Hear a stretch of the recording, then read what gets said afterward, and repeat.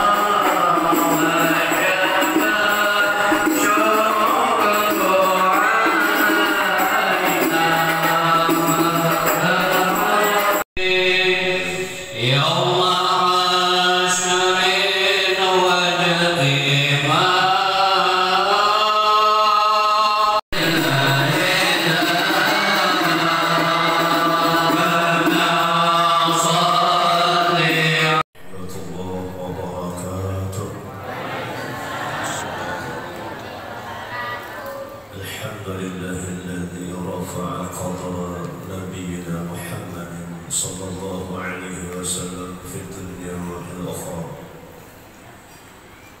wa asra bihi laylan minal masjidil haram ilal masjidil aqsa fa'azu bizalika fakhra.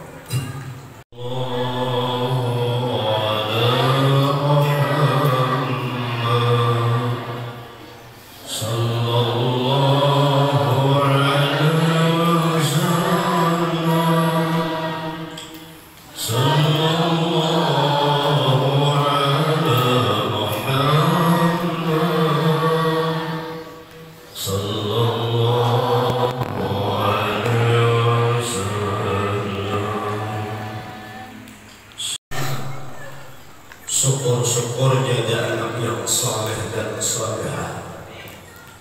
Itu yang kita harapkan bersama dan semuanya, supaya generasi yang akan datang, generasi yang saleh dan salehah, berguna agama dan bangsa.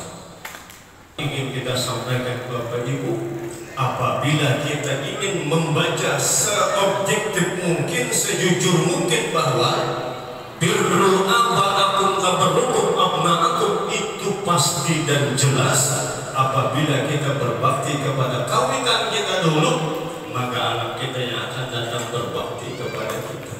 Artinya kita bersyukur orang yang selalu ke majelis ilmu, bersyukur orang yang selalu ke majelis ta'lim, bersyukur kita orang yang selalu ziarah kepada ulama baik yang mati maupun yang hidup. Bersyukur kita mampu untuk membantu pendidikan agama. Ini adalah nanti menghasilkan generasi apa yang kita buat hari ini. Inilah makna birrul aba'akum tabarrukum abna'akum. Jadi jangan menunggu kainan. Ada harta, gunakan harta ini untuk kepentingan agama. Ada jabatan, gunakan jabatan untuk kepentingan agama, bukan untuk merusak masyarakat dan umat. Ada ilmu, ajarkan ilmu itu, jangan nanti-nanti, karena Allah punya kepastian. Al-mautu babun wa kullun nas dakhilha. Maut satu pintu yang mana tidak ada yang bisa lepas daripada masuk ke dalamnya, yaitu sebuah kematian yang pasti. Nabi Muhammad ini orang yang selamat di dunia, selamat negeri akhirat. Inilah semua para wali-wali Allah, tidak untuk kepentingan pribadi dan keluarga, tapi semuanya untuk mendidik umat. Makanya alhamdulillah kita hari ini orang yang tidak pernah lari daripada ulama dan fuqaha. Alhamdulillah. Contohnya ziarah datang terus karena paham inna zikris salihin tanzilur rahmah. Allah turunkan rahmat kepada kita, kepada anak kita, kepada keluarga kita, kepada masyarakat kita, dan kepada orang yang cinta kepada wali-walinya Allah Subhanahu wa ta'ala. Jangan pernah kita lari daripada ulama, ahli fikih. Nih di sini wadah kita nih. Ada majelis taklim, ayo sama-sama hartanya gunakan, tenaganya gunakan, kemampuannya, skillnya gunakan. Apa yang bisa kita bantu, jangan menunggu nanti itu rumus yang ada kagak usah dipakai. Dua wanita ini yang dijamin Allah sebagai ratunya di dalam surga. Sayyidatuna Khadijah itu Bapak Ibu adalah orang yang paling terkaya di Timur Tengah ketika itu Jazirah Arab. 2/3 harta Khadijah itu habis diinfakkan kepada Allah dan Rasul. Terkenal wanita bangsawan, wanita dermawan, punya harta, punya suami seorang Nabi dan Rasul. Nabi kita Muhammad Sallallahu Alaihi Wasallam. Satu ketika Nabi pulang berdakwah dan ketika itu Khadijah melihat suaminya, maka membukakan daripada pintu dan Rasulullah datang di hadapan Khadijah, langsung dipapah oleh istrinya Khadijah dan kemudian dibawa masuk baginda Rasul dan kemudian dibaringkan di pangkuan Siti Khadijah istrinya baginda Rasul Sallallahu Alaihi Wasallam. Karena Nabi berdakwah keliling Jazirah Arab menyampaikan kalimat tauhid, Islam, mensyiarkan agama risalah Allah sampai dari pagi sampai ke malam, dari pagi sampai ke sore, dari malam terus berdakwah. Rasulullah disambut dengan hinaan, caci maki dan seterusnya, tapi Rasulullah SAW teguh dan tabah. Ini perintah Allah Subhanahu wa Ta'ala. Dan ketika di pangkuan Khadijah, Rasulullah SAW tertidur di pangkuan istrinya Khadijah. Dan berapa lama terasa Khadijah ini menangis dan kemudian meneteslah air mata Khadijah menyentuh pipi yang mulia Rasulullah Sallallahu Alaihi Wasallam sehingga Nabi terbangun. Apa kata Rasul? Wahai istriku,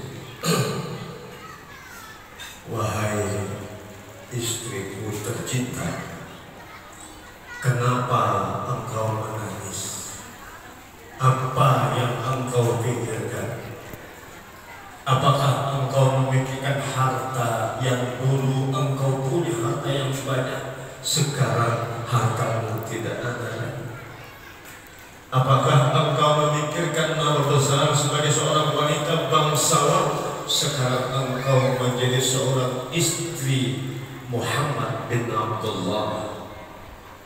Banyak pertanyaan Nabi, maka dijawab oleh Siti Khadijah radhiyallahu anha, ya Muhammad, tidak ada sedikit pun saya pernah memikirkan tentang harta, karena harta yang kumiliki dari dulu sampai hari ini, kalaupun ada, kuinfakkan kepada Allah dan Rasulnya, dan kuinfakkan kepada agama Islam yang diridai Allah ini, dan aku tidak pernah menyesal. Dan aku tidak pernah memikirkan sebagai seorang wanita bangsawan yang kaya raya, dihormati dan segala macam pangkat dan kedudukan. Tapi tahukah engkau wahai Muhammad, yang kutangiskan saat ini adalah karena aku tidak memiliki apa-apa lagi untuk menjamu engkau dengan minuman yang lezat, dengan makanan yang lezat, dan dengan apa saja yang bisa engkau makan, engkau nikmati, karena aku tidak punya apa-apa lagi. Justru itulah aku menangis ya Rasulullah. Seandainya ya Rasul, jika nanti aku lebih dulu wafat daripada engkau, dan aku telah dikabumikan, dan engkau berdakwah untuk menemui umatmu, untuk memenuhi umatmu itu perlu adanya kendaraan, perlu adanya jembatan dan seterusnya, maka wahai Muhammad, bongkarlah kuburanmu ya Muhammad, dan ambillah tulang belangku dan jadikanlah dia sebagai wasilah agar engkau bisa berdakwah istiqamah demi Islam, demi agama yang Allah ridai ini. Ini perjuangan Khadijah dengan hartanya, dengan sebagai seorang istrinya, dengan sebagai seorang kekayaan saudagar kayanya, semuanya berjuang untuk Nabi Muhammad dan untuk Islam. Dalam rangka memperingati Isra wal Mi'raj Nabi Muhammad sallallahu alaihi wasallam. Salawat dan salam kita limpahkan kepada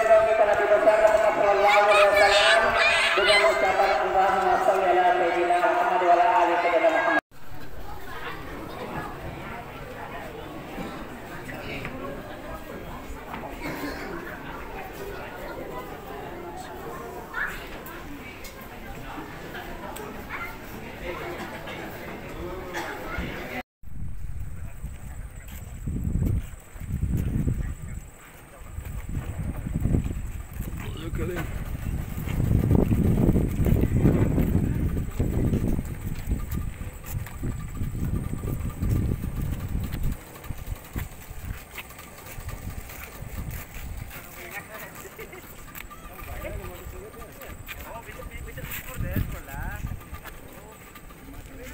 Itu rumahnya.